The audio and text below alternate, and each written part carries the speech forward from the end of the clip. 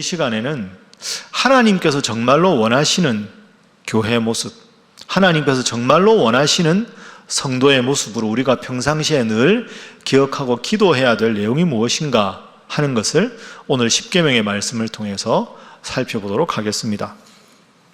자, 오늘 본문은 십계명인데요. 십계명 여러분 다 알고 계시죠? 다 외우시죠? 자, 화면으로 보겠습니다. 십계명은 총 10개인데요. 여러분 보시기에 왼쪽에는 하나님 사랑이 주제입니다. 나 외에 다른 신을 두지 말고, 우상 만들지 말고, 하나님 이름을 망령되이 일컫지 말고, 안식일을 잘 지켜라. 이게 하나님께 관한 첫 번째부터 네 번째 계명. 5번째부터 10번째 계명은 이웃에 대한 겁니다. 나를 제외한 남 중에 제일 가까운 분이 부모님이니까 부모님 공경하고, 살인, 간음, 도둑질하지 말고, 이웃에 대해서 거짓말, 거짓 증거하지 말고, 이웃의 것을 탐내지 말아라. 이게 십계명입니다. 이 십계명을 통해서 하나님 우리에게 원하시는 뜻이 무엇인가 한번 살펴보겠습니다. 먼저 십계명의 앞부분입니다. 앞부분 1계명부터 4계명은 하나님 사랑이 주제입니다. 왜 우리가 하나님을 사랑하며 살아야 될까? 그것은 우리의 행복을 위해서다. 여러분, 이게 아주 중요합니다. 꼭 기억하십시오. 한번 따라해 보시죠. 우리가 하나님을 사랑해야 하는 이유는 우리의 행복을 위해서다. 여러분 믿습니까? 이게 아주 중요합니다. 하나님은 우리가 행복하게 지내기를 원하셔서 하나님을 섬기라고 하신 겁니다. 이 십계명은 우리가 성경을 쭉 읽어서 알지만 출애굽기 20장에도 나오고 오늘 보면 신명기 5장에도 나옵니다. 출애굽은 이스라엘 백성들이 430년 동안 이집트, 애굽에서 노예 생활을 하다가 하나님께서 탈출을 시키셔서 저 적과 꿀이 흐르는 가나안 땅으로 가는 도상에 시내산 밑에서 모세를 통해서 주신 것이 십계명입니다. 그러면 오늘 본문 십계명을 잘 이해하기 위해서 배경을 잠시 한번 살펴보겠습니다.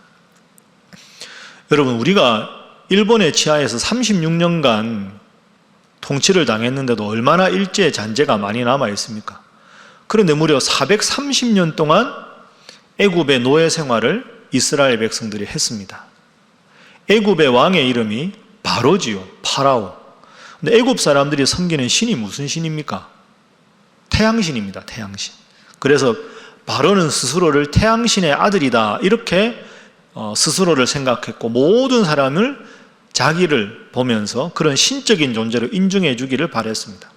나는 태양신의 아들로 신적인 존재다, 단순한 인간이 아니라 하는 거죠. 그래서 살아있을 때도 바로는 자신의 권위를 강조했지만 죽어서도 자신은 신적인 존재이기 때문에 무덤을 아주 웅장하고 화려하게 만들었습니다. 바로 왕의 무덤, 그걸 뭐라고 합니까? 그게 바로 피라미드 아닙니까? 피라미드. 자기가 신적인 존재이기 때문에 죽어서도 신적인 존재로 인정받도록 피라미드를 만든 겁니다. 실제로 그 피라미드 누가 만들었을까요? 노예들이 만들었을 거 아닙니까? 노예들이. 그럼 그 노예가 누굽니까? 예를 들면 이스라엘 백성들이라는 겁니다.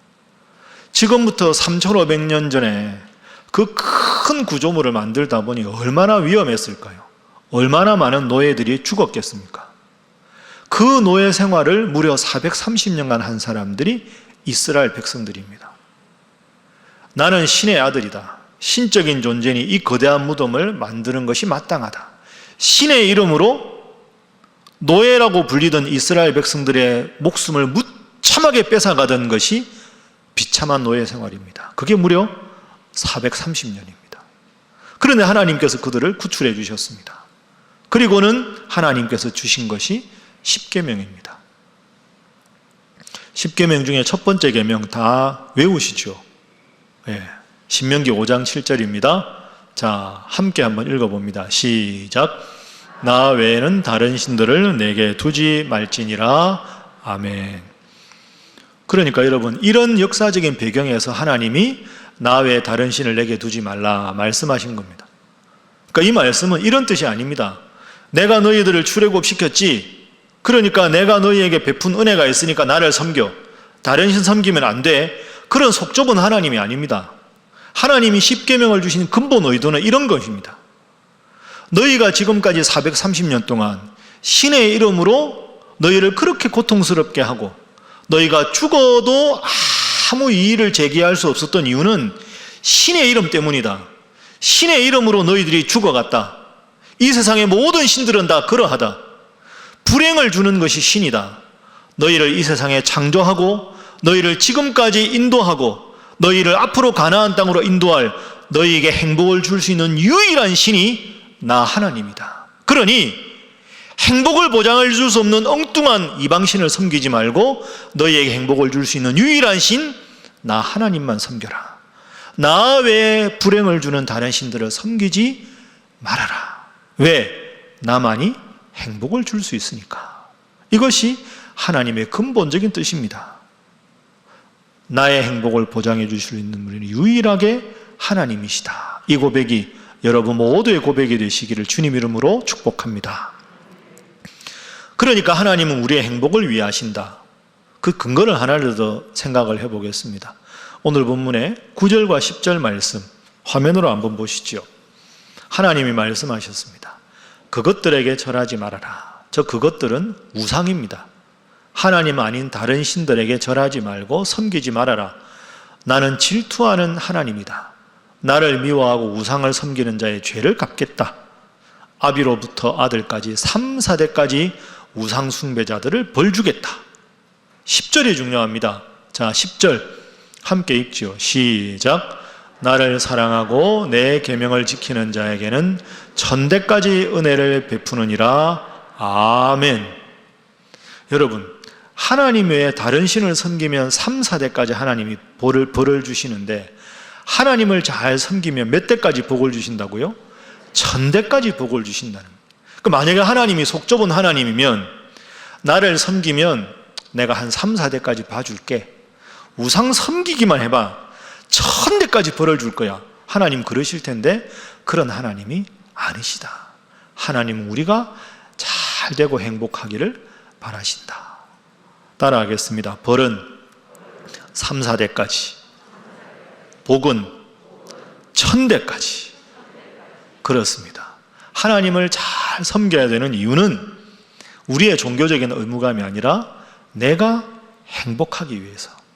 나를 하나님께서 이 땅에 태어나게 하시고 지금도 나를 지켜주시고 나를 저 천국으로 인도하실 내 행복을 보장해 주시는 유일한 신이 하나님이시니까 여러분 앞으로도 이 좋은 하나님 잘 믿고 힘들고 어려운 시기지만 잘 믿음으로 이겨내셔서 하나님 주시는 큰 복을 1000대까지 누리시는 우리 사랑하는 모든 신일의 성도들 되시기를 주님 이름으로 축복합니다.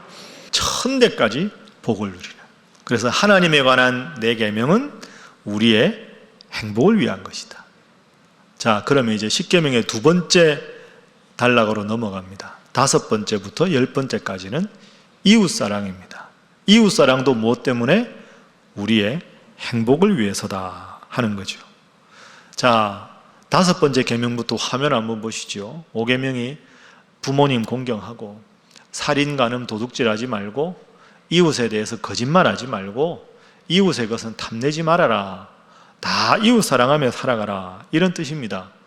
심지어 하나님께 관한 건 4개밖에 없는데 이웃 사람들과의 관계에서는 6개까지 하나님 말씀하셨습니다. 참 생각해 보면 깊은 뜻이 있습니다. 내가 출애굽을 시켰으니 나만 섬겨라. 하나님이 그런 하나님이라면 1계명부터 10계명까지 전부 하나님에 관한 것만 주셨을 텐데 하나님은 하나님 섬기는 거 4개, 우리가 이웃과의 관계에서 잘 지내는 게 더 많은 숫자 6개입니다. 이게 하나님 마음입니다. 우리가 지난 주간에 설 보냈죠. 저도 원래 설이면 고향 가야 되는데 이번에 코로나로 5인 이상 못 모여서 저는 못 갔습니다. 제가 삼형제가 있다고 여러분에게 몇 번 말씀드렸죠. 그럼 이제 예를 들어 명절에 삼형제 다 모여서 원래 예년 같으면 부모님께 세배하고 이렇게 가정예배도 드리고 하지 않습니까? 그러면 이 세상의 모든 부모님들은 뭐라고 하십니까? 오냐, 내가 너희들 키웠으니까 나한테 와서 절하는 게 당연하지. 그런 부모님은 없습니다. 너희들 건강하고 너희들끼리 화목하고 자손들 잘 되기를 바란다. 이게 부모님 마음 아닙니까? 하나님 마음도 똑같은 겁니다. 내가 너희들의 행복을 보장해 줄 테니 나만 섬겨라. 그런데 내가 더 기뻐하는 것은 나를 섬기는 것뿐 아니라 너희들끼리 잘 지내라. 너희들끼리 오손도손 잘 지내고 행복해야 그 모습 보는 부모인 내가 기쁘다. 딱 그 마음이 오늘 본문의 하나님 마음입니다. 그러니까 하나님께 관한 것보다 우리의 이웃사랑에 관한 내용이 무려 6개 계명이라 더 많은 부분을 포함하고 있는 그 이유가 되는 거죠. 그래서 지금까지 정리한 10계명의 모든 내용을 요약하면 딱 한마디로 요약될 수 있습니다. 하나님 사랑하고 이웃 사랑하고 살아라. 이게 사실 성경이 가르치는 우리 삶의 가장 기본적인 문장입니다. 다른 말로 하면 이렇게 되겠죠. 한번 따라하겠습니다. 하나님 잘 믿고 이웃과 더불어 착하게 살아라. 이것이 행복이다. 이게 하나님 뜻입니다. 내가 행복 줄 테니까 나 잘 믿어라. 나 아니면 행복을 못 주니까 신중해. 너희들끼리 사랑하며 살아라. 그게 행복한 것이다. 여러분 어떻습니까? 너무 평범하다. 너무 밋밋하다. 이렇게 생각하십니까? 그게 아닙니다. 평범한 게 위대한 겁니다. 평범한 게 정말로 가치가 있는 겁니다. 여러분 중에 나는 하나님 정말 사랑하고 부모님 정말 공경하고 이웃을 정말 사랑합니다 하고 자신 있게 말씀하실 분 있으십니까?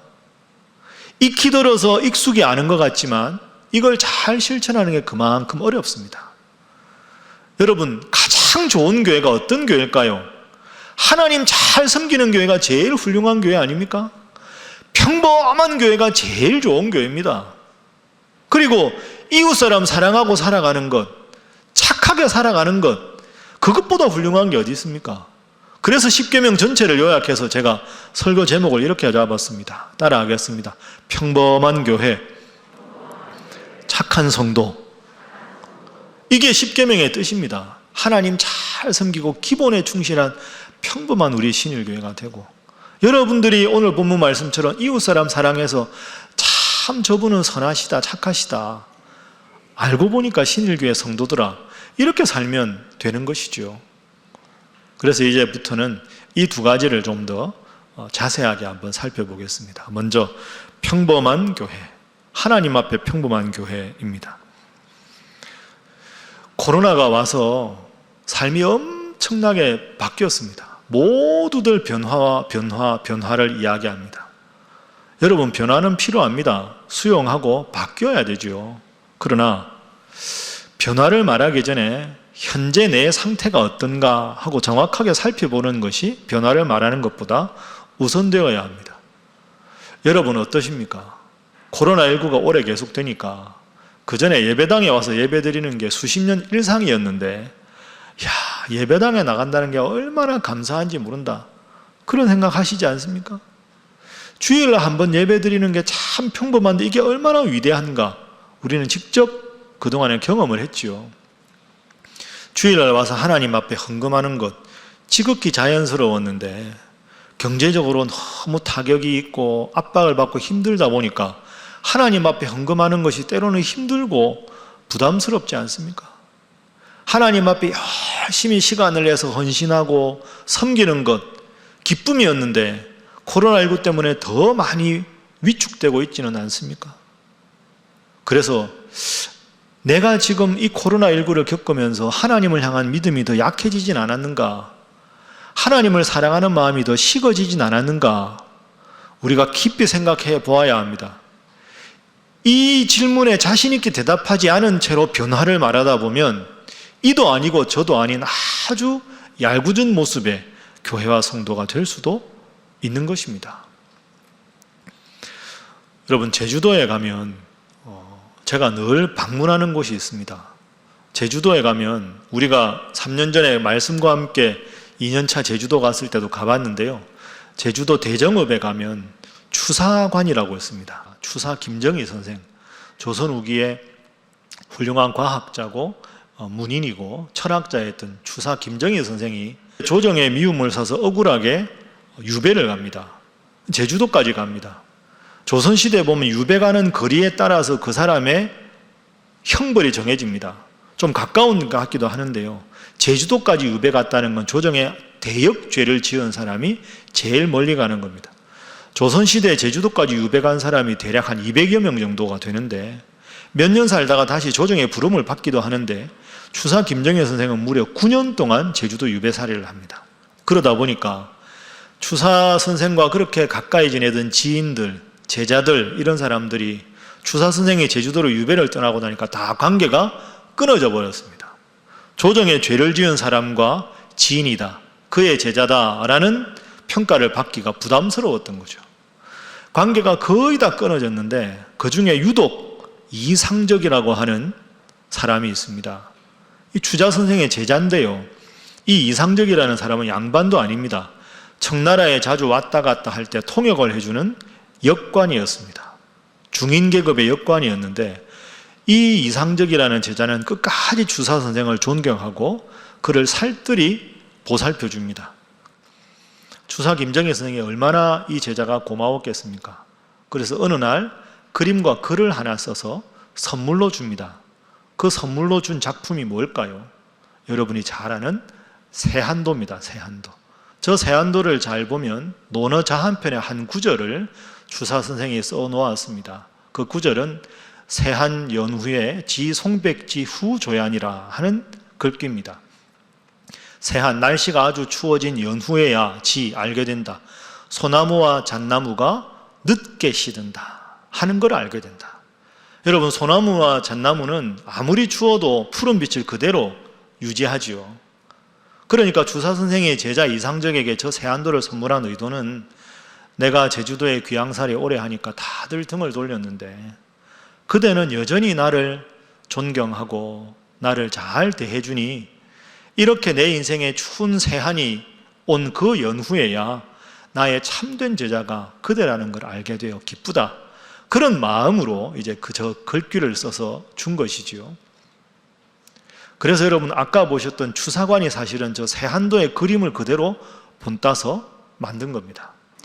여러분, 우리가 하나님 앞에 이상적과 같은 그런 사람이 되어야 하지 않겠습니까?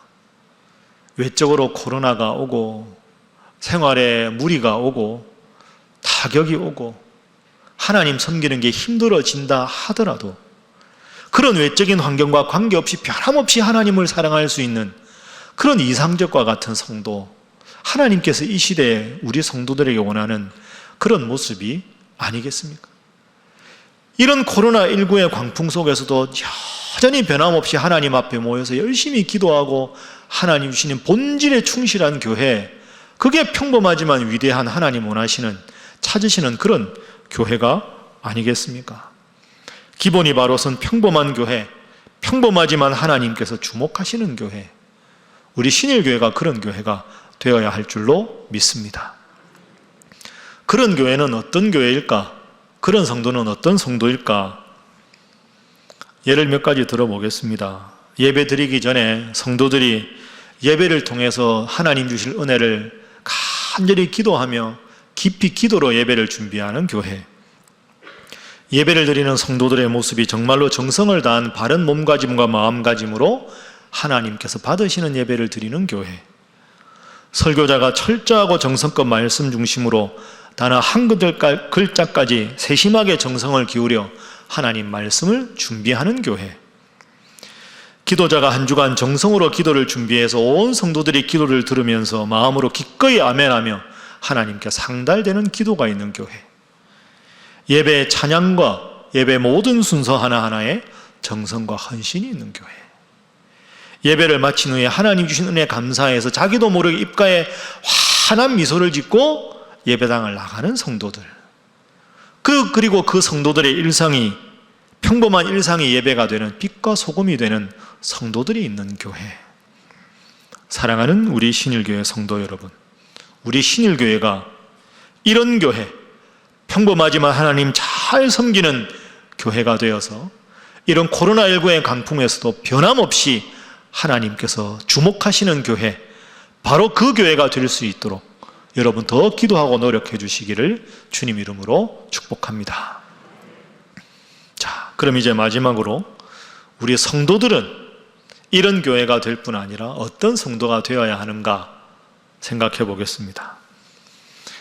오늘 우리가 본문 읽은 대로 부모님 공경부터 해서 살인, 간음, 도둑질하지 말고 거짓말하지 말고 다른 사람 물건 탐내지 말고, 이건 한마디로 하면 착한 이웃이 되어라, 이웃에게 착한 성도가 되어라, 이렇게 정리할 수 있습니다.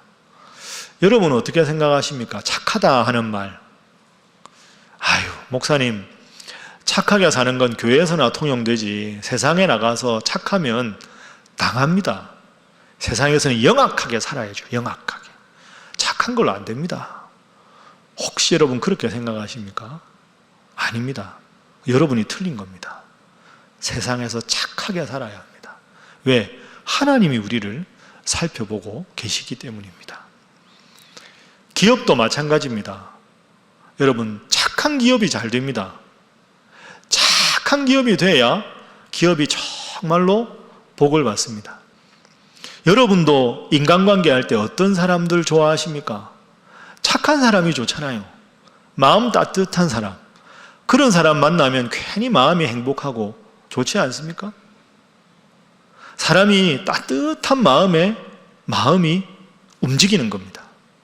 실제로 서울 시내 꽤 큰 대형 분식점이 하나 있었습니다. 분식집이니까 직원들도 큰 분식집이니까 많았어요. 코로나 오기 전에 실제로 자꾸 이제 그 음식 재료비가 상승하니까 이 사장님이 고민하다가 안 되겠다, 이 직원들을 해고시킬 수는 없으니 분식점 가격을 일괄적으로 500원을 인상을 시켜야 되겠다 하고 결심을 하게 됐습니다. 안 그러면 해고시켜야 되니까. 이제 우리도 그럴 때 있잖아요. 분식점 가면 가격 인상 될 때 벽에 보면 뭐라고 주로 써 있습니까? 이렇게 써 있죠. 물가 상승 및 여러 사정으로 음식값을 500원 인상합니다.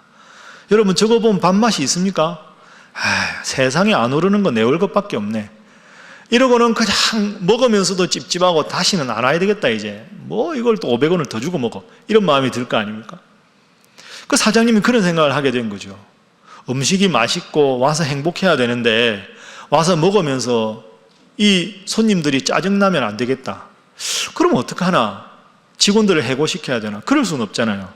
그래서 500원 인상 문구를 다음 문구로 바꿨습니다. 음식값을 올려 죄송합니다. 그러나 저는 저희 직원 모두와 함께 계속 일하고 싶습니다. 그리고 인상 500원. 저걸 딱 보니까 500원? 그래도 내가 500원 더 내는 게 낫지. 저 수고하는 직원들 몇 사람들 직장 잃으면 가족들 얼마나 힘들까. 괜찮아. 500원 더 냈고 더 맛있게 먹자. 여러분 이게 맞는 거 아닙니까? 같이 500원을 올려도 어떻게 접근하느냐에 따라서 달라지는 거죠. 마음이 따뜻하고 마음 씀씀이가 넉넉하고 그게 우리 마음을 훈훈하게 만드는 거죠. 착한 사장님이라는 뜻입니다. 말씀을 정리하겠습니다. 사랑하는 우리 신일의 성도 여러분, 우리 교회가 지금까지 해왔고 앞으로도 해나갈 사역은 엄청나게 특별한 사역이 아닙니다.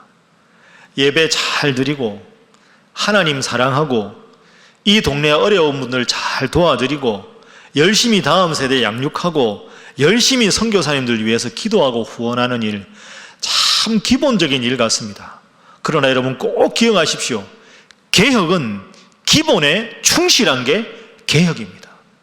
하나님께서 눈여겨보시는 교회는 교회의 본질적인 사역을 등한시한 채 새로운 것만 쫓아가는 것이 아니라 가장 기본적으로 하나님 사랑하고 하나님 주시는 이웃을 넉넉한 마음으로 사랑하는 것입니다. 사랑하는 성도 여러분, 우리 신일교회가 평범하지만 하나님을 잘 믿는 교회, 그런 교회 될 수 있기를 주님 이름으로 축복합니다.